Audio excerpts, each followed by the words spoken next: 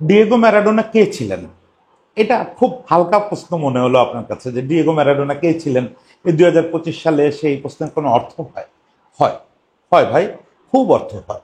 কারণ সারা পৃথিবী ডিয়েগো ম্যারাডোনাকে চেনে একজন বিশ্বকাপ জয়ী অধিনায়ক, সর্বকালের সেরা একজন ফুটবলার, দুইবার একটা ভাঙাচোরা দলকে নিয়ে বিশ্বকাপ ফাইনালে ওঠা একজন মানুষ, একটা প্রায় পাড়ার ক্লাবকে চ্যাম্পিয়ন্স লিগ জেতানো এরকম একজন ফুটবলার। ফলে তাকে নিয়ে যত আলোচনা সব ওই ফুটবলে। এর বাইরে যেটুকু আলোচনা সেটুকু তার মাদকাসক্তি নিয়ে, যে এই লোক কোকেন নিছে, অমুক করছে, তমুক করছে। কিন্তু আমি না, এর ফাঁকে অন্য আরেকজন ম্যারাডোনাকে দেখি। সেই ম্যারাডোনা একটা পাগল, সোজা ভাষায় একটা পাগল। যে লোক জানতো না সে কি করতেছে, যে লোক জানতো না কেন কাকে পিটাচ্ছে, কেন কাকে গালি দিচ্ছে, কেন কি করতেছে, গ্যালারিতে বসে কেন মাতলামি করতেছে। একটা বাচ্চা, একেবারে বাচ্চা একটা মানুষ। এই বাচ্চা মানুষটা সেই 1986 সালে বিশ্বকাপ জিতছিল। তারপর থেকে বাচ্চাদের মতো এমন কোনো পাগলামি করতে সে বাদ রাখে নাই যে আর একবার সে কারোর হাতে, আর্জেন্টিনার কারো হাতে একটা ট্রফি দেখবে। এই প্রবল পাগলামি নিয়েই সে যে কয়দিন বাঁচার বেঁচেছিল। বাঁচার মতো তো বাঁচতে পারে নাই, যে কয়দিন হাতে টাকা ছিল, দুই হাতে টাকা উড়াইছে।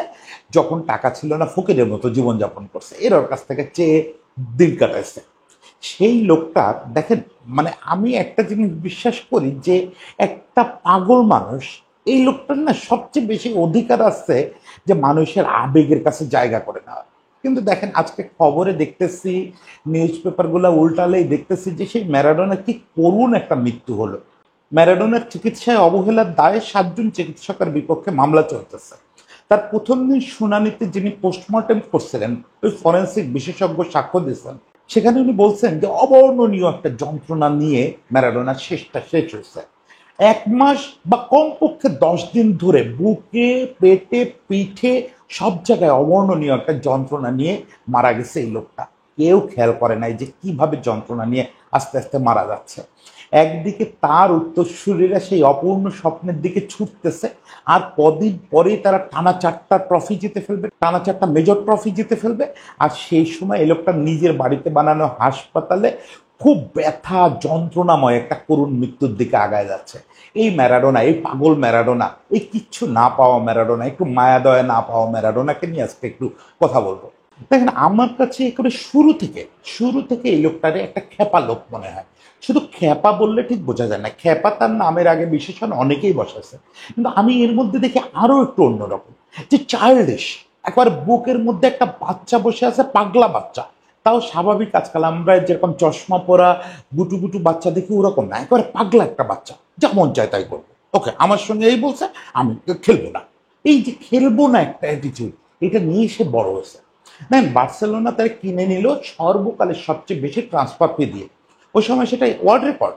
বার্সেলোনায় থাকতে আপনারা কিসে কামড়াচ্ছিল? কোনো সমস্যা তো হচ্ছিল না। বার্সেলোনায় আপনি থাকতেন, আজকে মেসি যেরকম সাজানো গোছানো সংসার পাইছে, সারা বার্সেলোনা সারা স্পেন এখনো মেসির জন্য কাঁদে। কই আপনি সেটা করলেন না। একটা সিজন যাইতে না যাইতে আপনার মন উঠে গেল, কেন ওরা ঠিক আমার কথা শোনে না, আমি খেলবো না, আমি খেলবো না, আমি চলে যাব। কোথায় চলে যাব? আর্জেন্টিনায় চলে যাব। তখন বিশ্বের বড় বড় ক্লাব গিয়ে তার পায়ে পড়লো যে বাবা তুমি আর্জেন্টিনায় যাও না, আজ যাই করো, জুভেন্টাসে আসো, রিয়াল মাদ্রিদে আসো, লিভারপুলে যাও, যে জায়গায় খুশি সব জায়গার এজেন্টরা আসে সারি দিচ্ছে যে তুমি আসো, আমাদের সঙ্গে আসো। সবাই ওই ওয়ার্ল্ড রেকর্ড ভাঙতে রাজি। ওই ওয়ার্ল্ড রেকর্ড ভেঙে ম্যারাডোনাকে নেবে, কারো কথা শুনবে না, কোনো বড় ক্লাবে যাবে না, বড় ক্লাব নাকি তার কথা শোনে না। কি এক অভিমান, কি এক বাচ্চা ছেলের মতো কাণ্ড। শেষ পর্যন্ত কার কথা সে শুনলো? নেপলসের লোকজনের কথা। কেন শুনলো? নাপোলিতে তারা নেওয়ার জন্য। নাপোলি তখন মাত্র রেলিগেশন পার করে আসছে কি আসে নাই আমার ঠিক মনে আসতেছে না। সেই নাপোলির লোকজন কিভাবে টাকা সংগ্রহ করছে, আপনারা নাপোলি সম্পর্কে তো বোধহয় জানেন যে নাপোলির লোকজনই ইটালির লোকজন হচ্ছে নিম্ন শ্রেণীর লোক হিসাবে দেখে। ওদের কাজ হচ্ছে ডাকাতি, গুন্ডামি, নষ্টামি, ড্রাগ নেওয়া, এইসব হচ্ছে ওদের কাজ। ওদেরকে মূল সিভিল সোসাইটিতে নাপোলির লোকজন কোনো অ্যাকসেপ্টেন্স নাই। একবারে সোজাসুজি ওরা বলেন নেপলসের লোক আর ইতালিয়ানরা এক পাতে খাইতে পারে না। এরকম একটা গরিব, অসহায় এবং দুর্বৃত্ত এবং মাদকাসক্ত শ্রেণী, তারা নিজেরা টাকা সংগ্রহ করছে। ম্যারাডোনার যে ওয়ার্ল্ড রেকর্ড ট্রান্সফার ফি দিয়ে আনা সামর্থ্য তো নাপোলির নাই। ইনফ্যাক্ট তখন জুভেন্টাস টুভেন্টাস দু একটা ক্লাব ছাড়া ইতালির কারণ নেই। সেখানে নাপোলি কোথাকার কে, সে আনবে ম্যারাডোনার। তখন ম্যারাডোনারে আনবে, নাপোলির কর্মকর্তারা নেমে গেল রাস্তায়, বস্তিতে বস্তিতে টাকা কালেকশন হলো। মানে যে জেলেরা সারাদিন মাছ ধরে আসে, রাতের বেলায় মদ খায়, কোকেন নেয় এবং মারামারি করে বেড়ায়, সেই জেলেরা তাদের উজাড় করে দিল। এই পকেট থেকে টাকা দেয়, কেউ গয়না দেয়, অমুক দেয়, তমুক দেয়, এই টাকা দিয়ে টাকা সংগ্রহ করা হলো। সেই টাকা দিয়ে আবার ওয়ার্ল্ড রেকর্ড ট্রান্সফার দিয়ে তারা নাপোলিতে নিয়ে আসা হলো। এবার ম্যারাডোনা খুব খুশি, কারণ সে তার মনের মতো গরিব মানুষ পাইছে এখানে। ওপরে ম্যারাডোনা খোলসটা বুশিসেরা হয়েছে, ওপরে ম্যারাডোনা খোলসটা অনেক বড় বড় 5 তারকা হোটেলে পৌঁছে গেছে, কিন্তু ভেতরে ভেতরে তো সে একটা স্লাম বয়, ওই বস্তির একটা ছেলে, যে ওই মাদকের মধ্যে বড় হয়েছে, ওই দুর্বৃত্তপনার মধ্যে বড় হয়েছে এবং ওই মায়ার মধ্যে বড় হয়েছে। বস্তির লোকেদের কিন্তু এটা একটা মহা ব্যাপার যে তারা মাদক নিক, দুর্বৃত্তপনা করুক, মারামারি করুক, কিন্তু মায়া, অসীম মায়া, একজন আরেকজনের জন্য সারা রাত মদ খায় আর কান্দে। ওই পরিবেশটা ম্যারাডোনা ফিরে পেল। নাপোলিকে নিয়ে সে ওখানে একটা চ্যারিটি ম্যাচ খেলতে গেছিল। নাপোলিকে নিয়ে কি কি করছে সেগুলো আমি বলবো না, ওগুলো আপনি যদি না জানেন তাহলে আমি খুব রাগ করবো। আর নাপোলিকে নিয়ে সে কিভাবে তখনকার চ্যাম্পিয়ন্স লিগ, মানে মানে তখন যেটা ইউরোপিয়ান কাপ বলতো, এখনকার চ্যাম্পিয়ন্স লিগ, তারপরে সিরিয়া, সব কিছু তো জিতছে, ওগুলো কোনো আলোচনা না। আজকের আলোচনা তো অফ ট্র্যাক ম্যারাডোনাকে নিয়ে।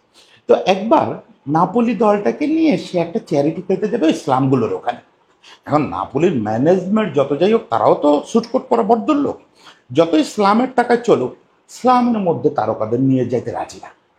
তখন ওখানে একটা চ্যারিটি খেলতে হবে, কি একটা ফান্ড রেইজের জন্য, সেটা ওই যে ওই ইসলামের লোকজনের জন্য। কিছুতে নাপোলির লোকজন যাবে না। ম্যারাডোনা টিমে সবাইকে রাজি করায় ফেলাইছে, কারেকাটা সহ যারা ছিলেন সবাইকে রাজি করায় একটা জঙ্গলের কাছাকাছি একটা ভাঙা চূড়া ইট কুট ভর্তি মাঠ, তার মধ্যে গিয়ে নাপোলি খেলতেছে। তারা তখন বিশ্বসেরা ক্লাব, কয়েকদিন আগে চ্যাম্পিয়ন্স লিগ জিতে আসছে, সেই ক্লাবটা নিয়ে ওই জায়গায় গিয়ে চ্যারিটি ম্যাচ খেলতেছে। বুঝেন অবস্থা। এই পাগলটার দিকে আমি দৃষ্টি আকর্ষণ করতে চাই, এই পাগলটার কথা বলতে চাই। যতদিন আর্জেন্টিনার হয়ে খেলছে ওই পাগলামি করছে, কোচের পছন্দ না হলে খেলবো না, কোচের কথা পছন্দ না হলে খেলবো না। আজকে মেনত্তির সঙ্গে ঝগড়া, কালকে বিয়েলসার সঙ্গে ঝগড়া, নানা রকম ঝামেলা। কেন? যে লোকই তারা বলে যে একটু শৃঙ্খলা মানে চলো রে বাবা, একটু শান্ত হয়ে চলো রে বাবা, ও সব কথার কথা না। আমাকে আমার জীবন যাপন করতে দিতে হবে, আমি ওই 5 স্টার হোটেলের ওই আটকা রুমে থাকতে পারবো না। আমি রাতের বেলা পার্টি করব রাস্তায়, তাও বিলাসবহুল নাইট ক্লাবে না, রাস্তায় গিয়ে মাস্তানদের সঙ্গে পার্টি করবো, মাস্তানদের সঙ্গে নাচবে, গাইবে। এটা কতক্ষণ কোন ফুটবল দল মেনে নিবে? কেউ মানতে চায় না, আর ম্যারাডোনাও এই জন্য কাউরে সহ্য করতে পারে না। শেষ পর্যন্ত 94-এ কিভাবে বিদায় হলো সে তো আপনারা জানেন। আবারও বলি আর্জেন্টিনার হয়ে কি কি করছে বলবো না, এটা তো আপনারা জানেন। 94-এর দিকে তাকান। 94-এ ম্যারাডোনা যখন গ্রিসের বিপক্ষে গোলটা করলো, তখন রয়টার্স একটা জিনিস লিখলো, সামথিং রং। সেটা কেন লিখলো? ম্যারাডোনা গোল করার পরে ক্যামেরার সামনে এসে যে পৈশাচিক একটা অভিব্যক্তি, পৈশাচিক একটা উদযাপন, এই যে ছবিটা দেখতে পাচ্ছেন, এই যে উদযাপন, এই উদযাপনটা বলে দিচ্ছিল সামথিং রং। ম্যারাডোনা পাগল, ম্যারাডোনা খেপা, কিন্তু এই ম্যারাডোনা সেই ম্যারাডোনা না। মনে হচ্ছে সে নিজের ভেতরেই নাই, মানে মুখে চোখে একটা অপ্রকৃতিস্থ ব্যাপার ফুটে উঠতেছে। এই যে রয়টার্স বলল, পরের 24 ঘন্টা পার হতে না হতে ফিফা বলল যে ম্যারাডোনা মাদকের জন্য ধরা পড়ছে। তার রেগুলার ইউরিন টেস্টে কোকেন টোকেন আরো কি কি ধরা পড়ছে, কয়েক ধরনের মাদক। ভাই এক ধরনের হলে ডিফেন্স করা যায় যে ভুলক্রমে অন্য কোনো ড্রাগের সঙ্গে চলে আসছে, কয়েক ধরনের মাদক ধরা পড়লো। ম্যারাডোনা সারা জীবন বলে গেছেন যে এটা ষড়যন্ত্র ছিল। এখন আমার একটু বিশ্বাস করতে ইচ্ছা করে যে এটা ষড়যন্ত্র ছিল, কেউ হয়তো ইনজেক্ট করে দিয়েছে বা কিছু, কিন্তু রিয়েলিটি হচ্ছে যে ম্যারাডোনা তো সেই নাপোলি থেকেই আসলে ড্রাগের মধ্যে আসে। সে ড্রাগের বাইরে খুব একটা বেরোয় নাই নাপোলিতে যাওয়ার পর থেকে। এবং কেউ কেউ দাবি করে সেটা ছোটবেলায় টুকটাক ড্রাগের মধ্যে ছিল, যখন সে আর্জেন্টিনা স্লামে ছিল। ড্রাগ তার কাছে লাইফের থেকে আলাদা কিছু না। এই পাগল বিশ্বকাপ থেকে বাদ পড়লো, ওভারও ম্যারাডোনা থাকলে কিন্তু বিশ্বকাপ জিতে যায়। ওই দিন আমি নাম ভুলে যাই, জার্মানির কোন এক সুপারস্টার, ওই যে ওই সময়ের, উনি বলতেছিলেন যে আমি ম্যারাডোনাকে উপরে রাখি কেন জানেন? যে 86 ম্যারাডোনা জিতাইছে, 90 ফাইনালে তুলছে আর্জেন্টিনারে, 94-এও সে যদি থাকতো মাঠে শেষ পর্যন্ত, 94-এও আর্জেন্টিনা বিশ্বকাপ জিতত। তাতে সে মাদকাসক্ত হোক, অমুক হোক তমুক হোক, 94 বিশ্বকাপ জিতত। এই যে বিশ্বাসটা, এই বিশ্বাসটা জার্মানদের পর্যন্ত আছে, তাহলে বোঝেন আর্জেন্টাইনদের কি পরিমাণে আছে। কিন্তু এই পাগল কয়েক বছরের মধ্যে মরতে বসলো। মরতে বসলো মানে ড্রাগ নেওয়ার পরিমাণ বেড়ে গেল, রাতারাতি এই হার্ট ফুলে গেল, পাকস্থলিতে ইনফেকশন হলো, নিজে এরকম মোটা হয়ে গেল। এর মধ্যে যে কয়বার সে সংবাদ শিরোনামে আসছে লোকজনে মারতে গিয়ে, একবার খুব দামি এক সাংবাদিক, সম্ভবত আর্জেন্টিনায় বিদেশি কোনো সংবাদ প্রতিষ্ঠানের প্রতিনিধি, তারে গুলি করতে ধরলো এয়ার গান দিয়ে। এয়ার গানের গুলিতে সে লোক তার মরবে না, কিন্তু গুলি করতে ধরলো। তারপর আবার অ্যারেস্ট হলো। এর মধ্যে একবার কি কারণে ইতালিতে গেল, ইতালিতে তার নামে দীর্ঘদিন ধরে কর ফাঁকির মামলা চলতেছে, সেটাতে অ্যারেস্ট হলো। মানে যে কয়বার সংবাদ শিরোনামে আসলো ইন দ্য মিন টাইম সে কয়বার এইসব নেগেটিভ কারণে। তারপরে তো যেটা বললাম, মরতেই বসলো। ওই সময় যে ম্যারাডোনা ফিরে আসবে এটা কেউ কল্পনা করে নাই। কিন্তু ওই সময় ম্যারাডোনার মরতে দিলেন না ফিদেল ক্যাস্ট্রো। এই একটা লোক এই পাগলটাকে বুঝতো, এই একটা লোক সব সময় পাগলটারে বুঝতো যে তারে সাপোর্ট দিতে হবে, তারে কাছে আয়না আদর করতে হবে। ম্যারাডোনাকে উনি বললেন কোথাও ট্রিটমেন্ট করানোর দরকার নেই। পৃথিবীর আপনারা জানেন কি না সর্বাধুনিক চিকিৎসা ব্যবস্থা কিন্তু কিউবাতে। আমেরিকার পেটের মধ্যে বসে এই দেশটা আমেরিকা বিরোধিতা শুধু করে তা না, পৃথিবীর সর্বাধুনিক চিকিৎসা ব্যবস্থা তাদের ওখানে। এটা নিয়ে আপনারা পড়াশোনা করতে পারেন। ফিদেল কাস্ট্রো তারে অনেকটা মানে অন্যান্যদের সঙ্গে জোর করে, এমনিতে সে তো আবার ভয়াবহ ক্যাস্ট্রো ভক্ত। ম্যারাডোনা নিজে তো আবার প্রচন্ড বামপন্থী। সে আমেরিকা বুশের মেয়েদের সঙ্গে হাত মেলায় নাই, তোমার হাতে রক্ত মাখানো, তোমার বাপের হাতে রক্ত মাখানো, ভয়াবহ বামপন্থী। এবং ফিদেল কাস্ট্রো তার খুব প্রিয় বন্ধু, তার আইডল হচ্ছে চে গুয়েভারা। চে গুয়েভারাও আর্জেন্টাইন। তো ক্যাস্ট্রো নিয়ে ওখানে স্পেশালাইজড হসপিটালে তারা ট্রিটমেন্ট করাইলেন, দীর্ঘদিন ট্রিটমেন্ট করায়, কয়েকটা অপারেশন হলো, পাকস্থলীরও অপারেশন হলো, সব কিছু মিলে ম্যারাডোনারা ছিমছাম চেহারায় ফিরে আসলেন।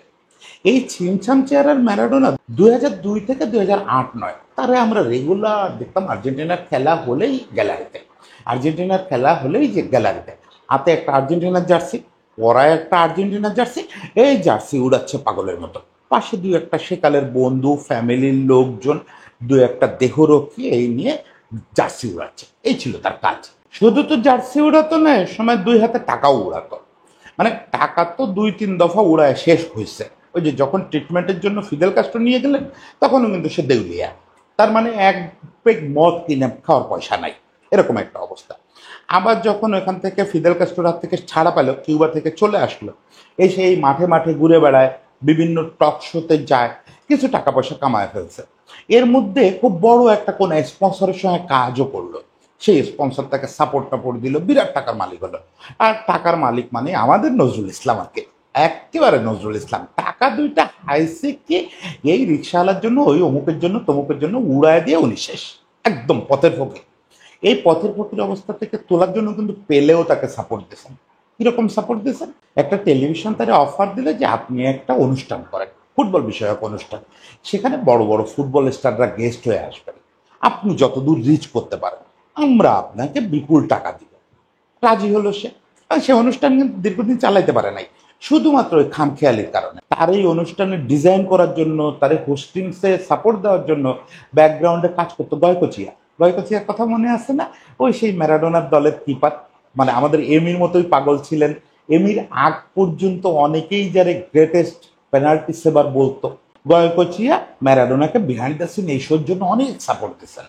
এরপরে সবচেয়ে বড় কাজটা করলেন পেলে। পেলেকে ম্যারাডোনা ফোন করলেন। দুইজনের এমনিতে খুব লাগালাগি ছিল, একজন আরেকজনের পিছনে লেগেই থাকতো, এই খোঁচা ওই খোঁচা। কিন্তু ম্যারাডোনা যেই পেলেকে বললেন যে আপনি আসবেন নাকি আমার অনুষ্ঠানে, পেলে বললেন অবশ্যই আসবো। আসবো এই কারণে না যে আমি তোমার সঙ্গে এই অনুষ্ঠানটা করতে খুব আগ্রহী, আমি এই কারণে আসবো যে তোমার অনুষ্ঠানটা দাঁড়া এবং তুমি একটু সেটেল হও। তুমি তোমার সেটেল হওয়াটা ফুটবলের জন্য জরুরি, তুমি একটু মাথা ঠান্ডা করে যাতে চলতে পারো সেটা করার জন্য আমি আসবো। পেলে আসলেন। আজও পর্যন্ত আমার one of the best television program. আমি তো স্প্যানিশ বুঝি না, কিন্তু ওই যে নিচে সাবটাইটেল সহ প্রোগ্রামটা পাওয়া যায়, আপনারা একটু ইউটিউব সার্চ করলে দেখতে পাবেন। কি মজা প্রোগ্রাম, কি মজা প্রোগ্রাম। ফলে সেই সময় সে আবার ধাক্কাটা সামলায় উঠলো, অর্থনৈতিক ধাক্কাটা। এই গজকচিয়া পেলে সহ আরো অনেক ফুটবল লিজেন্ড সাপোর্ট দিচ্ছিলেন, এদের সাপোর্টে। এরপর মজাটা হলো এই পাগলা হাতে দিয়ে দেওয়া হলো আর্জেন্টিনা ন্যাশনাল টিমের দায়িত্ব। পাগল মানুষ তো, প্ল্যান সি প্ল্যান ডি কিচ্ছু ছিল না। ওই মেসির কল্যাণে দলটা বাদ পড়তে পড়তে আসলো 2010 বিশ্বকাপে। আমি স্টিল বিশ্বাস করি যে এই পাগল না হয়ে অন্তত তার সঙ্গে যদি একটু ট্যাকটিক্যাল বোধ সম্পন্ন কেউ থাকতো এখানে, যে আর কি তার কথা শুনাইতে পারবে। ছিলেন ওইখানে কি যেন ছিলেন, বিএলসা বা কেউ একজন তার টিম ডিরেক্টর ছিলেন, কিন্তু কথা বলতে দিত না। তার চেয়ে একটু জুনিয়র কিন্তু ট্যাকটিক্স বুঝে এরকম একটা লোক যদি তার সঙ্গে থাকতো, তাহলে এই টিমটা অবশ্যই বিশ্বকাপ নিয়ে ফেলতো। ওটা তার একটা ইনক্রেডিবল টিম ছিল। এবং দুর্ভাগ্য ওই বিশ্বকাপে মেসি তার সেরা ফুটবলটা খেলছে। এখনো পর্যন্ত আমি বিশ্বাস করি যে আপনি যদি শুধু বিশ্বকাপ পারফরমেন্সের কথা বলেন, তাহলে মেসি সবচেয়ে সুন্দর ফুটবল খেলছে 2010 বিশ্বকাপে। মানে এটা আমি আপনার চ্যালেঞ্জ করে বলতে পারি। 2014 বা 2022 না, একটা ফাইনালে উঠছে আর একটা জিতছে, এটা না। সবচেয়ে সুন্দর ফুটবল খেলছে সে 2010 বিশ্বকাপে। 8টা বল নিশ্চিতভাবে গোল থেকে সেভ হয়েছে। আর ভিনসেন্ট এনাইমা নাইজেরিয়ার 5টা শট ঠেকায় দিচ্ছে। এই বাদে পোস্টে লাগছে, বারে লাগছে, কপালও খারাপ ছিল রে ভাই মেসির। ওই বিশ্বকাপেই তো তার 7-8 গোল হয়ে যাওয়ার কথা, একটাও গোল হয় নাই। একটা সময় আমার মনে হতো এটা ফুটবল চেষ্টার একটা খামখেয়ালি মেসিরে বঞ্চিত রাখার জন্য। পরে দেখলাম ওমান না, মেসিরে তো স্রষ্টা 2 হাত ভরে আবার দিল, 4টা মেজর দিল। আর ক্লাবে তো কি কি দিচ্ছে সে আপনারা জানেন। কিন্তু এই পুরো ব্যাপারটা ওই পাগলের আটকায় রাখার জন্য, পাগল যাতে তার ওই শেষ স্বপ্নটা পূরণ করে যেতে না পারে, যে আরেকটা বিশ্বকাপ, আরেকটা ট্রফি আমার লাগবে, আমার বাচ্চাদের হাতে দিয়ে যেতে হবে। কি পাগলামিটা না করছে বিশ্বকাপ জুড়ে, কি পাগলামি করছে। তেভেজ একটা গোল করলে, মেসি একটা গোল করলে পাগলের মতো হয়ে যেত, পাগলের মতো চিল্লা পাল্লা করতো, ওরে বাবারে বাবা, সাইড লাইনে কি করতো। শেষ পর্যন্ত সেই জার্মানির বিপক্ষে ধরাটা খাইলো। Plan B, plan C, plan D কিচ্ছু ছিল না, একটাই জিনিস জানতো, সবাই মিলে অ্যাটাকে যেতে হবে। 3-5-2 বাইরে কোনো ফরমেশন বুঝতো না, ওই 3-5-2তেই খেলতে হবে। 3 জনের বেশি ডিফেন্সে দেওয়া যাবে না, 5 জন মিডফিল্ড, এবং সে 5 জনই মিডফিল্ডে উঠতে হবে, সবাইকে উঠে আক্রমণ করতে হবে, মানে 7 জনই থাকবে আক্রমণে। দল করার সময় বাদ দিয়ে দিল জানেত্তিরে। জানেত্তি তখন বিশ্বের সেরা ডিফেন্ডার, ট্রেবল জিতছে ইন্টারের হয়ে, ক্যাপ্টেন ইন্টারের, এবং বলাই হচ্ছে বিশ্বের সেরা ডিফেন্ডার। মেসির বিপক্ষে, বার্সেলোনার বিপক্ষে যে ম্যাচটা খেললো ইন্টার, মেসিরে নড়তে দেয় নাই জানেত্তি, একদম জায়গায় দাঁড় করায় রাখছে। সেই লোকটা সেই স্কোয়াডে নিল না, বললো কি যে ও তো কৃতিত্ব মেসির আটকানো, আমার দলের হয়ে খেললে তো মেসির আটকানো লাগবে না, তো মেসির পক্ষেই খেলবে, তাহলে ওরে আমার দরকার কি। রিকলুনের সঙ্গে গ্যাঞ্জাম করে রিকল মেরে নিল না। আবার তখনকার বিশ্বসেরা আর এক ডিফেন্ডার এই ওয়াল্টার স্যামুয়েলস, এখনকার দলের যে সহকারী কোচ, স্যামুয়েলস ওই ইন্টারের ওই ট্রেবল জিতে আসছে। স্যামুয়েলস স্কোয়াডে নিছে, ম্যাচে নামায় নাই, একটা ম্যাচেও নামতে দেয় নাই স্যামুয়েলস। মানে আপনার বিশ্বের সেরা 2টা ডিফেন্ডার আপনার দেশের, যারা ও বছরই ট্রেবল জিতছে, সেই 2টা ডিফেন্ডারের একটারে আপনি নামতে দেন নাই, আর একটারে আপনি দলে নেন নাই। এরপর আপনি কি আশা করেন? জার্মানি যতগুলো কাউন্টার অ্যাটাক করছে প্রত্যেকটাতে গোল খাইছে। আরো হয়তো দুর্ভাগ্যক্রমে একটা দুটো মিস হয়েছে, 6-7 গোল হইলেও আমি অবাক হইতাম না যে ভয়াবহ এই অবস্থা। কিন্তু ম্যারাডোনা, ম্যারাডোনা ওই যে কানতে কানতে গেল। এরপরে দেখেন প্রত্যেকটা বিশ্বকাপ, আগে পরে প্রত্যেকটা বিশ্বকাপ গ্যালারিতে কি সব কাণ্ড করছে। 2006 বিশ্বকাপের কথা খুব মনে পড়ে। 2006 বিশ্বকাপে সে মাঠে ঢুকলো, সবার সঙ্গে গ্যাঞ্জাম ট্যাঞ্জাম করে দেহরক্ষী নিয়ে মাঠে ঢুকলো, জায়ান্ট স্ক্রিনে দেখালো যে ladies and gentleman, here comes Diego Maradona. পুরো স্টেডিয়াম উঠে দাঁড়াইছে। আরে কিসের কি, মাঠের ভিতরে খেলা হচ্ছে আর্জেন্টিনা আর আইভরি কোস্ট, দ্রগবা থেকে শুরু করে আর্জেন্টিনা দল তো পুরোটাই তারকা খচিত, তাদের দিকে কারো খেয়াল নাই, সবাই জায়ান্ট স্ক্রিনে তাকায় ম্যারাডোনারে দেখতেছে। আর ম্যারাডোনা হাত নাড়াচ্ছে, কোনোদিন আবার জার্সি নিয়ে যাচ্ছে, কোনোদিন সিকিউরিটির সঙ্গে গ্যাঞ্জাম করে অভিমান করে মাঠে যাচ্ছে না। ওই জার্মানির বিপক্ষে ম্যাচ যেটাতে পেনাল্টি শুটে বাদ পড়লো আর্জেন্টিনা 2006, ওই ম্যাচটায় তারে আর্মস নিয়ে ঢুকতে দেয় নাই বলে ঢুকতে পারলো না, আর সে আর্মস ছাড়া ঢুকবে না। পরে ম্যাচ হারার পরে বলতেছে যে শুধু ফিফা এটা ইচ্ছা করে করছে, আমি জানি যে আমি ঢুকলে মেসিরা গোল করবে, আর্জেন্টিনা জিতে যাবে, এই জন্য আমার ঢুকতে দেয় নাই, আমার ঢুকতে দেয় না আর্জেন্টিনার আটকানোর জন্য। কি ছেলে মানুষই, কি ছেলে মানুষই, চিন্তা করেন। 2018 বিশ্বকাপে আসেন, সর্বশেষ সে যেটা অ্যাটেন্ড করতে পারছে আর্জেন্টিনার দলে। 2018 বিশ্বকাপ আমার বাসায় বসে আমরা কয়েকজন আর্জেন্টাইন ফ্যান দেখতেছিলাম। একটা গোল হওয়ার পরে সে 2টা হাত দিয়ে বুক চেপে চোখ দুটো উল্টায় এমন একটা ভঙ্গি করতেছে, সামনে তো আবার ফেন্সিং, সে যদি সেন্সলেস হয়ে যায় আমি দেখতেছি তাহলে হচ্ছে ফেন্সিং থেকে একদম সামনে পড়ে যাবে।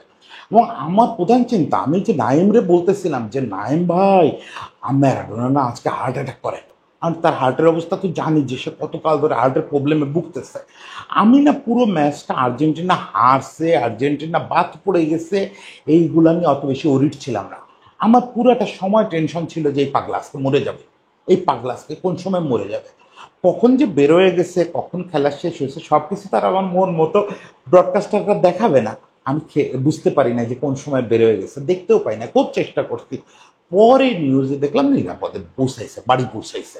সেই নিয়তির কি খেলা, এই একটা বিষয় ভাবলে খুব রাগ হয়, খুব রাগ হয়। কার উপর রাগ করবো জানি না, স্রষ্টার উপর তো রাগ করা যায় না, খুব রাগ হয়। খুব রাগ হয় যে লোকটা এত কিছু করলো 1986 সাল থেকে এই 2020 সাল পর্যন্ত, এত কিছু করলো আর্জেন্টিনার হাতে আরেকটা বিশ্বকাপ দেখার জন্য, সেই লোকটারই উপরালা এই সুযোগটা দিল না। বিশ্বকাপ তো দূরে থাক, কোপা জিতলো 2021-এ, সেটাও সে দেখতে পারলো না, মানে প্রথম ট্রফিটাও দেখতে পারলো না এতগুলো বছর পরে। তার আগে মারা গেল এবং সে কি করুণ মৃত্যু, পুরো পৃথিবী খেয়ালই করলো না। এর কদিন আগে তো যে পালমোনারি ডিজিজে আক্রান্ত হয়ে হসপিটালে ছিল, পরপর কয়েকটা অপারেশন হলো, তখন অবশ্য টাকা পয়সার অত ক্রাইসিস নাই। এই সময়কালে ম্যারাডোনা নানা রকম স্পন্সর, আর বিষয় হচ্ছে যে শিষ্যরাও তো অনেকে অনেক বড় বড় হয়েছে, কেউ নামে কেউ বেনামে সবসময় সাপোর্ট দিয়ে গেছে। ম্যারাডোনার শেষ জীবনে আর টাকার অভাব অন্তত ছিল না। ফলে যেটা হয়েছিল যে ওনার আত্মীয় স্বজন বললো যে কষ্ট পাচ্ছে খুব হাসপাতালে, বাসায় বেশ দামি বাসা নিয়ে থাকতো, বাড়ি নিয়ে থাকতো, বাসায় একটা হসপিটাল করা হোক, হসপিটাল রুম। এটা বড় লোকরা অনেকেই করে, যারা আপনার দীর্ঘদিন ধরে অসুস্থ থাকে, বাসায় ওই ধরনের সাপোর্ট দেওয়া হয়। তো চিকিৎসকরা রাজি হলেন যে ওখানে সার্বক্ষণিক চিকিৎসক থাকবে, নার্স থাকবে, সাপোর্টে আরো দুই একজন সাপোর্টের স্টাফ থাকবে, সবাই মিলে রোটেশন ডিউটি করবে, বাসায় ওখানে থাকবে, কারণ তার তো এখন আসলে টেক কেয়ার ছাড়া করার কিছু নাই। সেখানে কি নারকীয় একটা ঘটনা ঘটলো। 1 মাস ধরে এই লোকটা কোনো চিকিৎসাই হয় নাই, এখন জানা যাচ্ছে। 1 মাস যে বাসায় ছিল, 1 মাস ধরে কোনো চিকিৎসা হয় নাই। ফুসফুসে পানি জমে প্রচন্ড ব্যথা শুরু হয়ে গেছে, ব্যথা আর সহ্য করতে পারে না, বলার মতো তো অবস্থায় নাই। সে তো কার্যত সেন্সলেস। কিন্তু সেন্সলেস হলে কি হবে, এখন ওই যে ফরেন্সিক বিশেষজ্ঞ উনি বলতেছেন যে মস্তিষ্ক পুরো সজাগ ছিল, প্রত্যেকটা ব্যথা, সামান্য একটা সুই ফোটানোর ব্যথাও সে টের পাইছে। 1 মাস ধরে বুকে প্রচন্ড ব্যথা, ফুসফুস ফুলে গেছে, ফুসফুসে পানি জমে গেছে। সম্ভবত 20 দিন ধরে হার্টের সাইজ ছিল 2 গুণ, 2 গুণ, মানে স্বাভাবিকের চেয়ে 2 গুণ। আপনি হার্টের সাইজ 1 মিলিমিটার বেড়ে গেলে কি হয় জানেন? হার্টের সাইজ 1 মিলিমিটার বেড়ে গেলে পাঁজরের হাড়ের সঙ্গে ঠেকে যায়। প্রত্যেকটা স্পর্শ আপনার নারকীয় একটা যন্ত্রণা দেবে ওখানে, 1 মিলিমিটার বড় হয়ে গেলে, হার্ট একটু বড় হয়ে গেলে। অনেকেরই হয় ইনফেকশনে হার্ট বড় হয়ে যায়, আরো কি সব ডিজিজ আছে, আমি তো ডাক্তার না, জানি না, কিন্তু শুনি যে এরকম হয়, প্রচন্ড ব্যথা হয়। সেখানে তার হার্ট নর্মাল সাইজের ঠিক দ্বিগুণ হয়েছিল 20 দিন ধরে। তাহলে কি অবর্ণনীয় ব্যথাটা সহ্য করছে, কি অবর্ণনীয় ব্যথাটা সহ্য করছে। কথা বলতে বলতে ওই ফরেন্সিক বিশেষজ্ঞ আদালতে কেঁদে দিচ্ছেন, বিচারক পর্যন্ত নিতে পারতেছিলেন না, উনি খেপে গেছেন যে বলেন কি এরকম ভয়াবহ যন্ত্রণা আমাদের ম্যারাডোনা সহ্য করছে, এটা পৃথিবীর কারো পক্ষে নেওয়া সম্ভব। আমি সবসময় চিকিৎসকদের দেবতা মনে করি।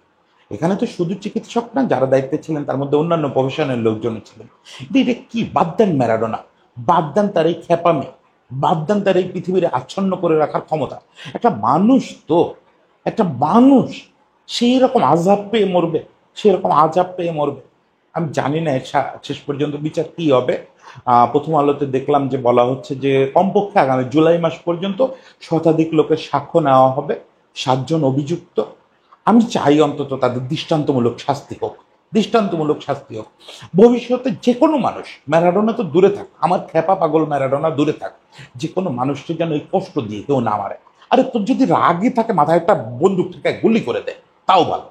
কিন্তু এইভাবে কষ্ট দেয়, এইভাবে কষ্ট পেয়ে আমাদের ম্যারাডোনা মারা গেল। সবাই তার আত্মার জন্য প্রার্থনা করবেন। কিছুই দেখে যেতে পারলো না, 4টা ট্রফি জেতা দেখে যেতে পারলো না। প্রিয় লিওর নিয়ে কত স্বপ্ন দেখছে, নিজের ছেলের মতো করে ভাবতো মেসির ব্যাপারটা। শেষ পর্যন্ত জানলো না যে মেসি তার সব অপূর্ণতা দূর করছে, কিংবা কে জানে, সেই হয়তো সবচেয়ে বেশি জানে। ওই আকাশে হয়তো সে সবার আগেই টের পাচ্ছে যে মেসির আজকে কি হবে।